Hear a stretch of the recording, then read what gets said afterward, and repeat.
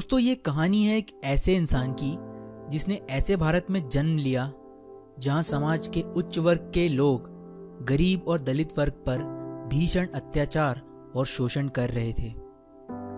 लेकिन समाज की इस घृणा, अपमान और तिरस्कार के बावजूद उन्होंने ऐसी शिक्षा हासिल की जिसकी बदौलत वो भारत के संविधान के निर्माता बन गए। दोस्तों, मैं बात कर रहा हूँ डॉक्टर भीमराव अंबेडकर जी की, जिनका जन्म 14 अप्रैल 1891 को मध्य प्रदेश के महू गांव में पिता रामजी मालोजी सकपाल और मां भीमाबाई की 14वीं संतान के रूप में हुआ। उनके पिता रामजी ब्रिटिश सेना में मऊ छावनी में एक सैनिक थे। परिवार महार जाति से था जिसे लोग बेहद ही निचले तबके का मानते थे। उनका परिवार मराठी था जो महाराष्ट्र के रत्नागिरी जिले में अंबावड़ी गांव से था। सेना में काम करते हुए डॉक्टर अंबेडकर के पिता सूबेदार बन गए और वो हमेशा से अपने बच्चों की शिक्षा पर जोर देते थे। कुछ दिन बाद उनके पिता सेना से रिटायर हो गए और वो परिवार को लेकर सतारा चले गए, जहां कुछ दिन बाद अंबेडकर की माता भीमाबाई का बीमारी के चलते देहांत हो गया। अब अंबेडकर समेत 14 भाई बहनों की देखभाल उनकी चाची ने कठिन परिस्थिति में रहते हुए की। छुआछूत, घृणा और अपनी हीन मानसिकता की वजह से डॉक्टर्स भी अछूतों को बिना छुए ही उनका इलाज करते थे, जिसके कारण अंबेडकर के 14 भाई बहनों में से केवल 3 भाई और 2 बहनें ही बच पाईं। बाकी सभी 8 भाई बहन शोषण के कारण मारे गए।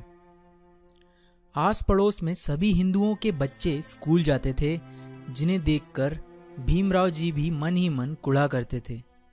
उन्होंने अपने पिता से जिद की कि उन्हें भी स्कूल जाना है, लेकिन अछूत होने के कारण यहाँ स्कूल में दाखिला मिल पाना आसान नहीं था।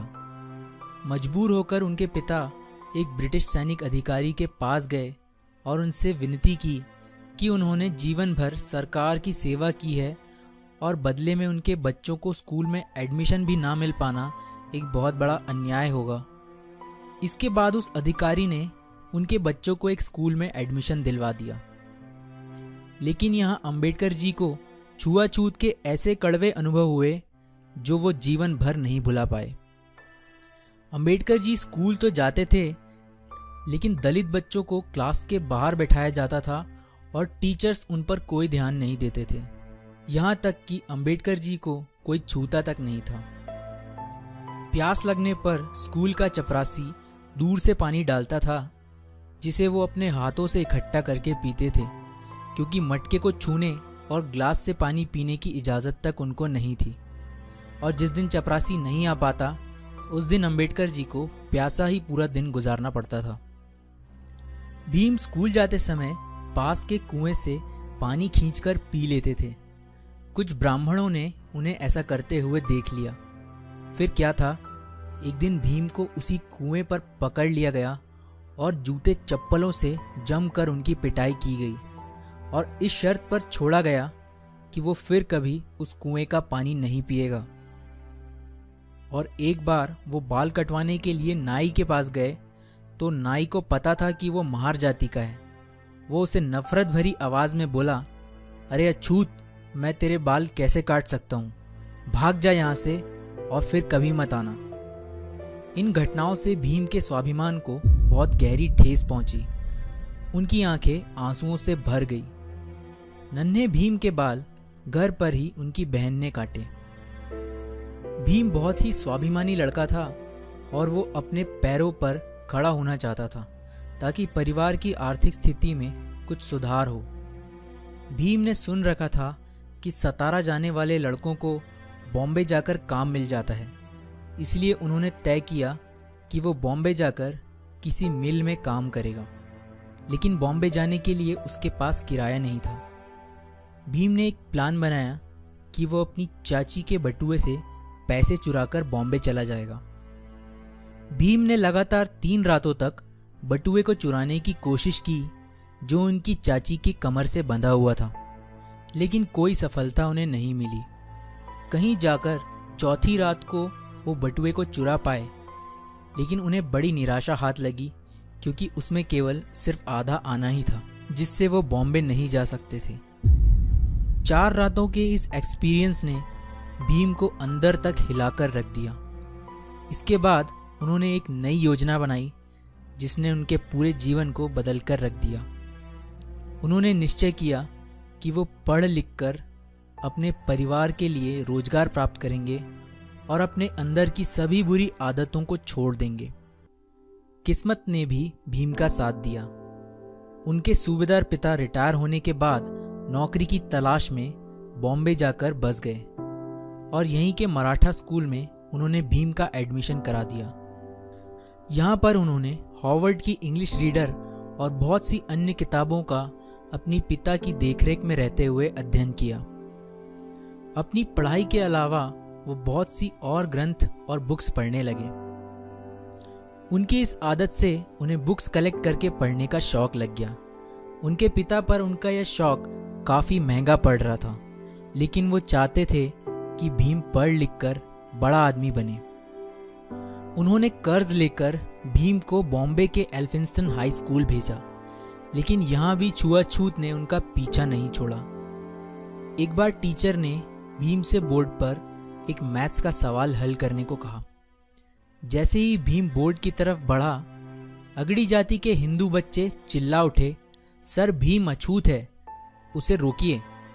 दरअसल बोर्ड के पास उन स्टूडेंट्स के लंच बॉक्स रखे हुए थे जो भीम की परछाई पड़ने से अपवित्र हो सकते थे। इस डर से सभी बच्चों ने अपने डब्बे वहां से फौरन उठा लिए। इन डब्बों की खटर खटर आवाज भीम के कानों से उसके दिल में उतर गई, जिसने उसे पूरी तरह से तोड़ दिया। हालांकि उन्होंने उस प्रश्न को सेकंड्स में हल कर दिया जो कोई नहीं कर पाया था, जिसे देखकर टीचर समेत सभी स्टूडेंट्स भौंचक्के रह गए थे। इसके बाद उन्होंने हाई स्कूल पास किया और 16 वर्ष की उम्र में उनका विवाह 9 वर्ष की रमाबाई के साथ कर दिया गया। कॉलेज की पढ़ाई के लिए उन्होंने एल्फिंस्टन कॉलेज में एडमिशन लिया। पढ़ाई के दौरान भीम की मुलाकात एक टीचर केलुस्कर से हुई, जिन्हें पहली ही मुलाकात में भीम ने बता दिया था कि मैं एक अछूत हूँ, मुझसे कृपया दूर रहें। उनके बेबाक अंदाज और पढ़ाई के प्रति जुनून ने केलुस्कर को बहुत इम्प्रेस कर दिया और वो भीमराव को लेकर बड़ौदा के शिक्षा प्रेमी महाराज संभाजी गायकवाड़ के पास लेकर गए। जब महाराजा बॉम्बे आए हुए थे, वो वहाँ एक सभा कर रहे थे जहाँ उन्होंने भीमराव से कुछ सवाल किए, जिनका उत्तर भीम ने बहुत अच्छे तरीके से दिया। इसके कुछ वर्ष बाद बड़ौदा के महाराज ने कुछ विद्यार्थियों को कोलंबिया यूनिवर्सिटी अमेरिका भेजने का निर्णय लिया। भीमराव महाराज से मिले और भीम की अंग्रेजी बोलने से वो उनसे बहुत प्रभावित हुए। उन्होंने भीमराव समेत 4 लड़कों को छात्रवृत्ति देकर अमेरिका पढ़ने भेजा। 4 साल बाद वो भारत वापस आए और बड़ौदा के महाराज के यहाँ मिलिट्री सेक्रेटरी के रूप में काम करना शुरू किया। लेकिन सैन्य अधिकारियों को महार जाति के एक तुच्छ लड़के को सेना के उच्चाधिकारी के रूप में बैठा देना पसंद नहीं आया। कुछ दिन बाद उन्होंने वहाँ से नौकरी छोड़ दी और सन 1919 में वो लंदन चले गए, जहाँ अथक परिश्रम और मेहनत से उन्होंने वहाँ पर MSc, DSc तथा बैरिस्टर की डिग्री प्राप्त की। 1923 में वो भारत वापस लौट आए और वकालत शुरू कर दी। वकालत करते हुए उन्होंने देखा कि दलितों का कितनी बुरी तरह से शोषण किया जा रहा है। तब से उन्होंने अपना जीवन छुआछूत को खत्म करने के लिए समर्पित कर दिया। उन्होंने मुसलमानों और सिखों के अलग से मतदान को देखते हुए दलितों के लिए भी अलग से मतदान की मांग उठाई, जिसके कारण गांधी जी आमरण अनशन पर उतर आए। गांधी जी के कारण उन्होंने अपनी ये मांगे पीछे ले ली। Doctor Bhimrao Ambedkar philosopher, writer और एक महान लीडर हैं, जिन्होंने न केवल समाज में सदियों से दबाए गए दलित और अछूत लोगों के लिए लड़ाई लड़ी, बल्कि इतनी भिन्नताओं से भरे भारत को एक संविधान में बांधने का काम भी किया। जब आज़ादी के वक्त भारतीय नेता आज़ादी और नए संविधान स्वयं बनाने की बात कर रहे थे, तब ब्रिटेन के प्रधानमंत्री विंसेंट चर्चिल ने कहा था, बनाने दो भारतीयों को अपना संविधान, भारत में इतनी डाइवर्सिटीज़ है कि इसके लिए एक कानून बनाना इम्पॉसिबल है। भारत जल्दी ही बिखर जाएगा और टूट जाएगा। लेकिन इतिहास गवाह है, अंबेडकर जी ने इतने कम समय में भारत को दुनिया का सबसे बड़ा लिखित संविधान बनाकर दे दिया। इसके बाद 1950 में अंबेडकर जी बौद्ध धर्म के सम्मेलन में श्रीलंका गए।